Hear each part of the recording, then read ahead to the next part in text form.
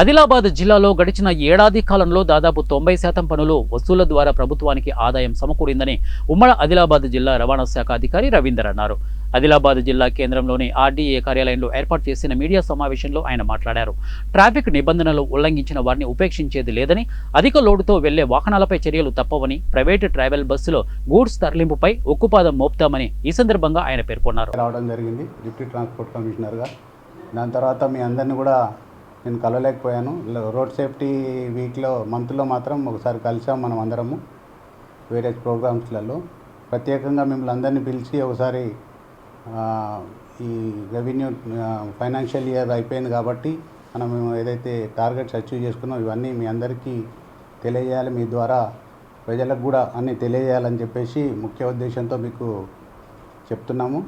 అట్లాగే రోడ్ సేఫ్టీకి సంబంధించిన విషయాలలో కూడా మనం రోడ్ సేఫ్టీ మంత్ మొత్తము ప్రతిరోజు కూడా మనము 30 రోజులు రోడ్ సేఫ్టీ మంత్ చేయడం జరిగింది. వేరియస్ ప్రోగ్రామ్స్ చేయడం జరిగింది.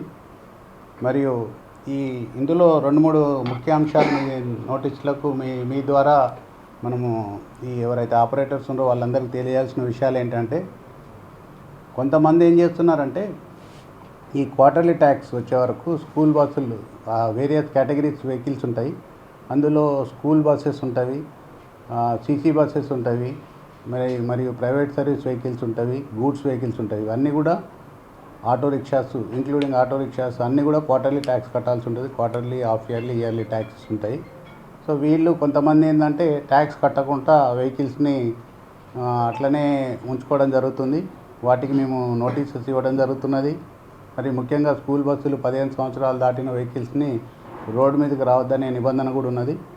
సో స్కూల్ బస్సెస్ వారికి కానీ మిగతా అందరికీ కూడా మేము వారి యాజమాన్యాలు అందరికీ కూడా మేము మీ ద్వారా తెలియజేసేది ఏంటంటే, అందరూ కూడా సకాలంలో క్వార్టర్లీ ట్యాక్స్ పే చేసి వెహికల్స్ రోడ్డుపై తీసుకురావాలి. బండ్లు కూడా ఫిట్నెస్ కండిషన్ పర్ఫెక్ట్గా ఉండాలి. ఇవన్నీ ఉన్నప్పుడే రోడ్డు ప్రమాదాలను మనం నివారించవచ్చు. అట్లాగే వీళ్ళు కొంతమంది ఏం చేస్తున్నారంటే ఈ